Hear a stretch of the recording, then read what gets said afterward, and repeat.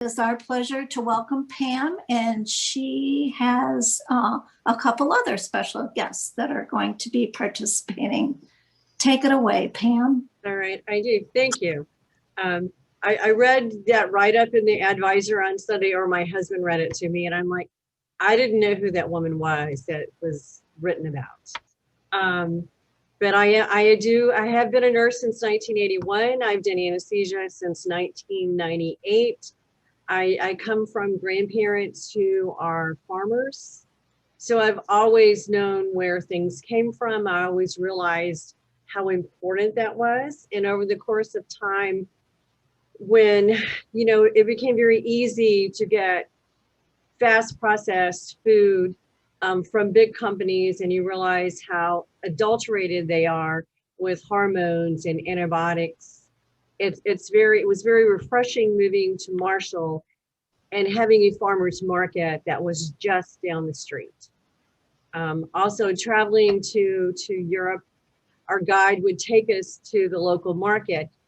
You couldn't always cook. I mean, you couldn't cook, but you could see what you were having for dinner in any restaurant in the little village you were visiting.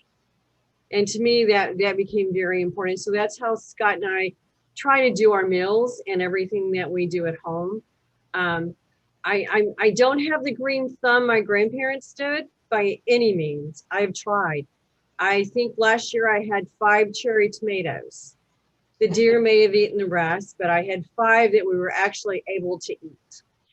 So I don't have that green thumb at that point, not yet. I'm hoping to get there. But I do think the produce and everything that we have at the market is amazing. And I'm very proud to be a part of the Marshall market.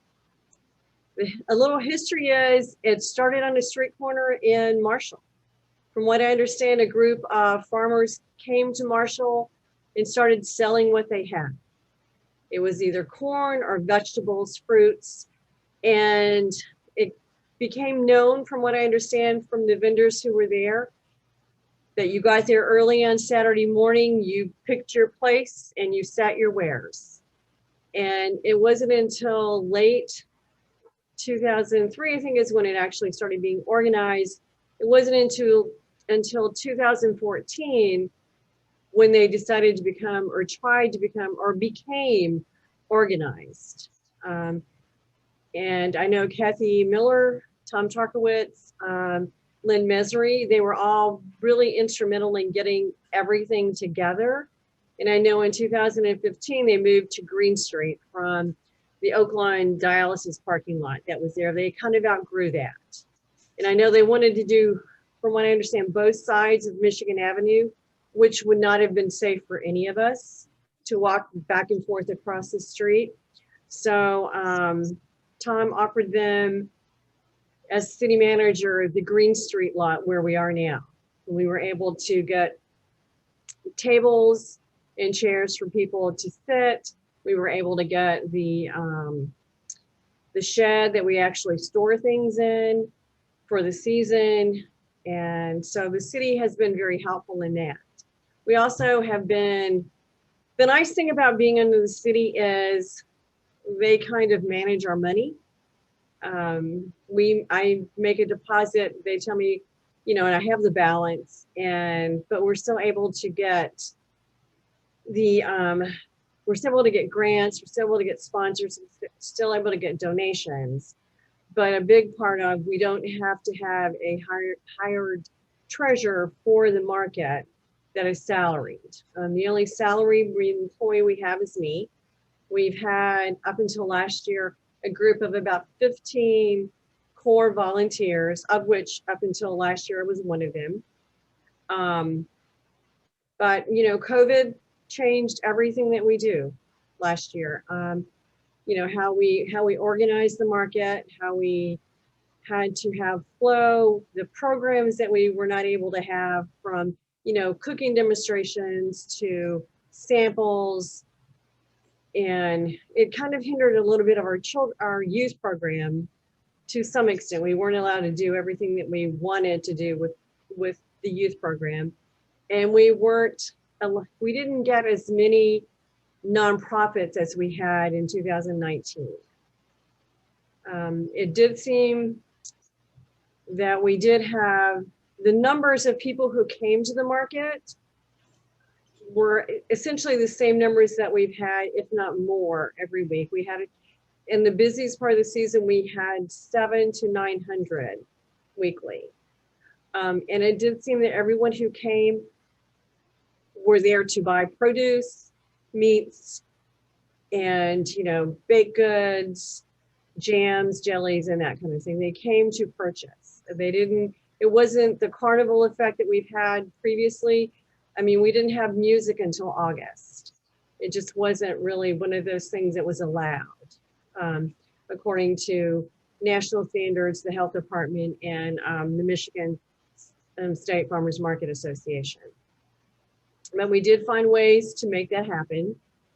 Our goal this year is hopefully with vaccines, we can see a decrease in the amount of COVID cases that we have.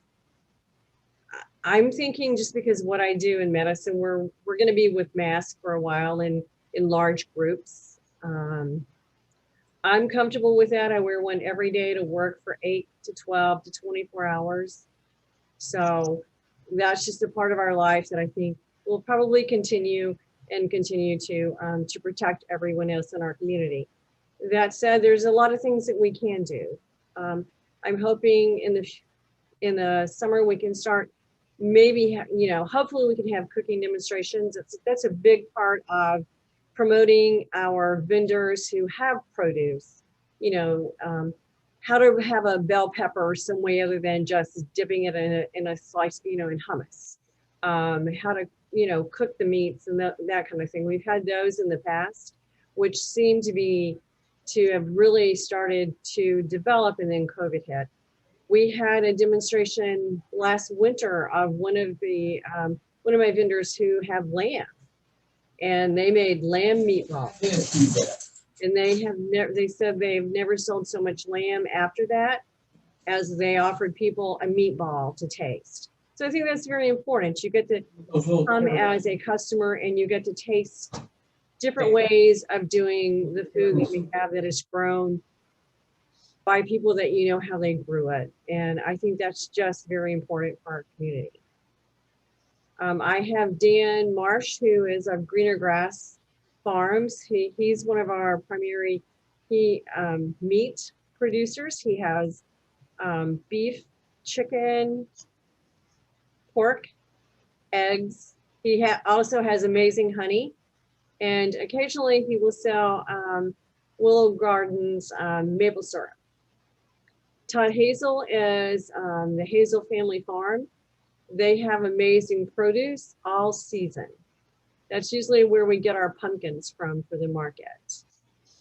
So if anyone has any questions for me, I'll be glad to answer them. Otherwise, I'll let Dan and Todd follow up. Okay, who's going first? You can go first, Dan. Lucky me. Yeah. Well, thank you. I appreciate very much the opportunity to speak to all of you. And I do want to take the opportunity to say that Pam has done a heck of a job with the market. And we are very fortunate as a vendor. I feel we're very fortunate to have Pam taking care of the market for us and helping grow it and keeping it organized and making everything happen. And I also would like to take the opportunity, and I'm not giving you a sales pitch. I started doing the market about 3 years ago, and Willow Gardens, who Pam mentioned, had been doing a market. We'd become friends with them, and they started selling our product there, and they kept talking to us about we needed to come ourselves. I had retired from the third business that I started in my lifetime, and quite frankly, I really wasn't looking forward to working with the public again. And I started coming up to Marshall, and I said, well, I'll do a Saturday. And I worked that Saturday, And I said, well, I'll do at least once a month. And once a month turned into, I come the next week, and I've been there every week ever since. I have not enjoyed working with the public ever in my life as much as I have in Marshall. People are very, very nice in Marshall, easy to do business with. They appreciate good product, and it's been very enjoyable. I don't think I've had two cross customers in the 3 years. I think that's probably some kind of a new record in retailing, right there. I cut meat for 20 years, so and then run other businesses. So I am quite familiar with working with the public, and it's been very enjoyable. That said, we are a small family farm operation. We farm around 300 acres. Right now, there's about 150 head of beef on the farm. And these numbers go up and down all the time. Right now, they're going down, thankfully. We're able to get meat processed again. We raise hogs. We pasture raise hogs, and of course, right now they're not much pasture, so the hogs are dry lotted and they're in the barn. And we're actually farrowing. It's supposed to get to -7 tonight, and we have 3 sows that are real close to farrowing, and I figured tonight's going to be the night. It's just the way it goes. We also raise meat chickens, broilers during the summer, and we raise chickens for eggs, and we also raise turkeys for Thanksgiving. But all of our product is raised under a little different than normal circumstances. We use very limited chemicals on the farm. We use no herbicides or insecticides on the farm. We use no chemical fertilizers. We farm organically. We are not certified organically, nor do we intend to, but we believe that that is a healthier way to eat. And we are also 100% grass-fed on our beef. We rotational graze. We believe that grass-fed beef carries a considerable amount of health benefits to people. Everything we do as far as what we raise, we got into for our own health journey. And once we got into it, we decided, well, if we're raising it for ourselves, we might as well share it. And it just kind of got out of hand. And I retired from a business to farm because that's what I wanted to do. I don't know that I ever foreseen getting in quite this deep. I don't know that my wife's completely happy about how deep we've gotten into it, but it keeps me out of trouble, keeps me busy. We market through, one of our principal markets is the Marshall Farmers Market. We do very well there. We also sell sides, quarters, and bundles, and we sell over quite a large area. We have a package going into Chicago tomorrow. We just delivered into the Detroit area over the weekend, and we'll be delivering again into the Detroit area. Lansing, we cover quite a circle here. There's a lot of people looking for what we do. Like our eggs are not only are they a non-GMO feed, pasture-raised chicken, our eggs are no soy. And people who have had estrogen-based cancer, as my wife had, and that's the reason why we ended up going that way, they're looking for a no soy egg. It's a healthier egg for them, and that's why we do that. So it's a special product. We feel it's fairly priced. We feel it's a good quality product, and apparently our customers in Marshall agree because they keep coming back for more of it. One of the things I'd like to invite, a few years back, we did a farm tour for the Hillsdale Garden Club, and that was quite a lot of fun. When we do these farm tours for a group like that, we We kind of do a hayride. We go through the farm. We explain what we do, why we do it. We talk about soil health. We talk about a lot of the things that would be of interest to a gardening club. And we get into depth, and it's much depth as what the audience wants to be into. Takes a couple hours, but we're within a very doable range for you folks.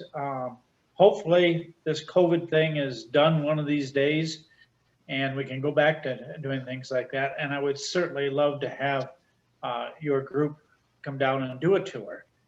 And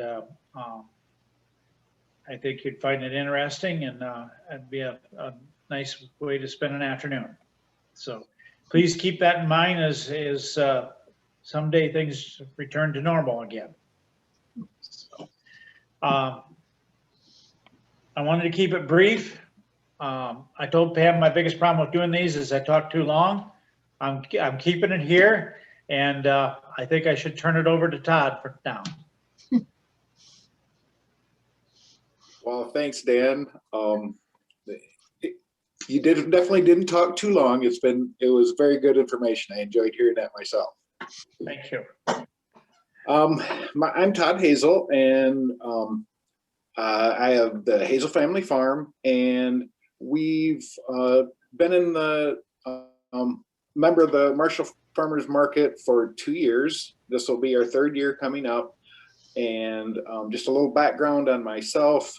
I've lived in the Marshall area my entire life. I grew up on a small farm. We had a cash crop and a cow-calf operation where at our biggest numbers, we had 50 cows at one time, and we had about 350 acres that we farmed. And even in high school, I raised pigs. This nowhere, my dad wasn't real happy with that because he was a cattleman, and but I wanted to raise pigs, and so through high school, I ran a 12 sow furrow to finish operation, and really enjoyed it, and was planning on continuing to go in that route when I had an opportunity for a job I couldn't pass up. And so I did that. I actually worked for State Farm Insurance for almost 35 years, and I just left in 2018 when we pulled out of Michigan, and just my only option was to either leave the company or move to Atlanta, Phoenix, or Dallas. And so I decided after 35 years, I want to try to get back into farming again. And so as my second career, my wife and I decided to take our small farm. We've got about 55 acres that we own, and start some produce and flowers, and just see what we can do, and start selling at the market. Because I've always loved gardening and farming, and raising a quality product that I'm proud to share. So that was my goal, and so I've had a wonderful experience. We just built a greenhouse last year, and I just got heat ran to it this year. So this spring we'll be able to utilize that and get more things started. Because I actually started getting the plant started in the basement, and then built some cold frames and had them all over the yard before I could plant in the garden. And so the greenhouse is going to make things a lot easier. What we raise is we have produce. We do strawberries and snow peas, tomatoes, potatoes is some of our big hitters, raspberries, and different kinds of beans. And we also have flowers. We do cut flowers, and my wife does arrangements. And so we have cut flowers and sunflowers, and we just have a ball with that part too. And actually this year we've been heavily disinfecting our greenhouse and getting ready to start putting plants in. So we've been cleaning flats and pans and bleaching everything, getting everything so the disease doesn't carry over, and getting ready to start some seedlings. Actually next week, I'd like to get some of the pansies and petunias seeds started. If we get them, I get them in the mail. We're still waiting on some of the flower seeds, but within the next 2 weeks, I'd like to get some of those started so that they're ready for the early part of the market in May. Like I said, I've had a ball at the market. Marshall Farmers Market is an awesome market. The people are wonderful. The organization is very well run. Pam does a wonderful job. Can't say enough about that. And the vendors are great. We've got a good camaraderie between the vendors, and they're all willing to help out each other and give advice and help wherever you can. And that's really cool. And I've really appreciated that in the short time I've been there.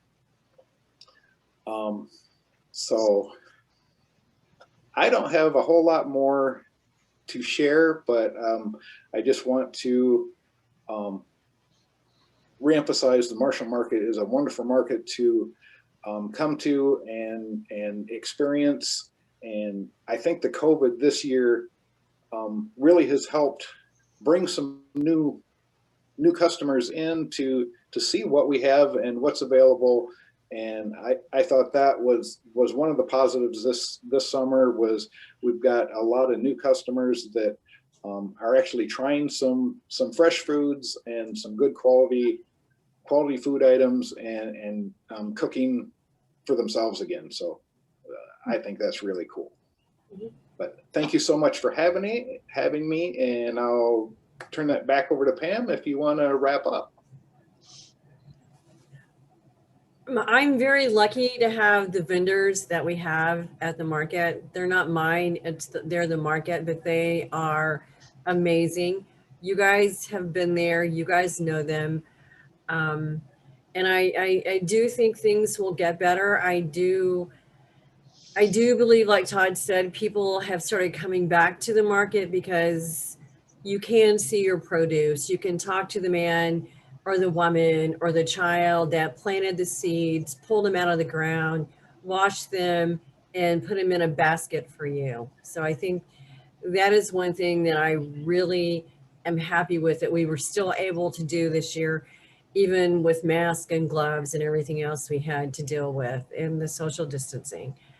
Unless I don't have anything else, unless you have questions. You know, one of my pet projects I hope for this year is we can actually do, it's not really a community garden, but it would be a garden that I'm hoping we can get some children to come and plant. We have water there at the market, and then anyone can come and take whatever they want. I just want to show people that they can actually grow things, you know, in a bucket on their deck, if you want. But you can also, you can't get cheese off your deck. You can't get meat off your deck. And I pulled potatoes as a child with my grandfather and thought it was awesome. I'm 60. It's not awesome anymore. You know, I'm barely thinking pulling a tomato off the plant that the deer did was awesome. So no, that's one of my goals, is to get people involved and to either do it at home or to come and appreciate those who do it, you know, for a living, for others. So thank you guys for having us. Unless there's any questions, I don't have anything. Okay. I just have a comment. Can you hear me? Yes. Okay, my daughter-in-law's family in Ann Arbor wanted to start a farmer's market, and they consulted with the farmer's market here. So apparently you're getting well known in the area, and they've started a farmer's market in Ann Arbor, but they consulted with the people in Marshall. So Oh, awesome. well, apparently you're getting well known. I hope so. We have great people. I have That's a all I have question. to say. I have a question for Todd. I love your garlic, Todd. Do you have any left? Actually, it's about done what we have left, because I've only got a handful of a couple of the varieties that store real well. So it's about done. But it was a great year, and I've got more planted than I did for last year. So Good. I'm planning on having another good year of it. But yes. Excellent. Excellent. Yeah. I've got a question. I have 3 questions. Pam, I wonder if you could give us the updated dates for the winter market out at the fairgrounds. You can either say we start this weekend or we started the 1st of February. We're going to be only the 1st and 3rd Saturdays of the month. So it'll be the 20th, it'll be the 6th of March, the 20th of March, and the 1st and 3rd in April. Is that the 5th and the 21st, or the 5th and the 19th? Because I know we will start back. The 3rd and the 17th. Okay. And then we will start back the first weekend in May at Green Street. Our hours are 9 to noon at this point. It's just been so cold, and we cannot, I will be honest, I got the temperature up to, on the 6th, up to 46 until the wind started blowing. It was almost to 50 in the building, which is, if you're in and out, you're good. But if you're standing there, the concrete's cold. We're all just, it's just uncomfortable. We have tarps up. We've tried to minimize the wind, but that is a beautiful building, and we are so lucky to be in Floral Hall. But it's like a real barn. It is not insulated. It has, the doors meet all but that 1/4 inch, and the wind, when it's coming out of the west, can zip through there like there's nothing standing to stop it. So that was something that the board decided last week that we were going to do, just to kind of keep everybody a little warm. And this Saturday it will be chilly, but we will be there unless it snows 10 feet and we can't get out. I had another question I wanted to ask Okay. of Pam. Okay.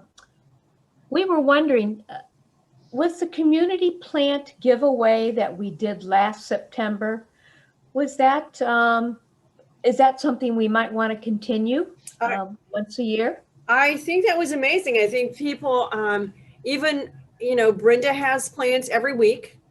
Her sales that week were up. Her sales the next week were up, because I think people took things from you as a group and took them home and came back and wanted more.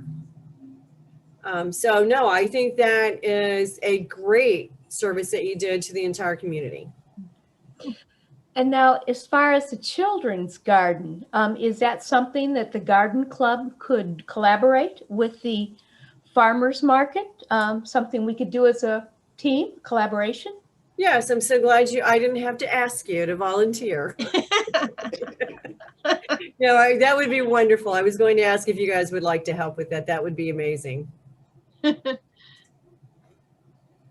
But I love it when people volunteer before they're asked. That's great. I have a question for Dan. Dan, where is your farm? Can you hear me now? Yes, I can. Okay, we're outside of Quincy. We're 2 miles south of US 12, just outside of Quincy. So we're about 35 miles from Marshall. So, you know, in today's world, we're certainly local. The rule that gets thrown out around a lot, local food is anything within 100 miles. Yeah, I guess the way things are today, yes, it is. In some ways, I consider us an outsider to Marshall, but yet we're part of the lower Michigan community. Yeah, you're a Quincy Oriole, right? Yes, graduated from Quincy. Did you? Okay, well, yeah, Quincy, yeah, that's local. That's local. Dan, we're going to put a farm tour and hayride into our listing of potential trips or programs in the future. So I am logging that down, okay? Wonderful, wonderful, wonderful. I really would like to see you do that. And I have a question for Shauna. Shauna, when is the Labyrinth tour? I didn't get that down. Oh, it is next week on Monday, and the time is 7:15 to 8. Okay. And how do we find you? I will put the library's website in the chat, and you can visit there. Okay, thank you. Yes.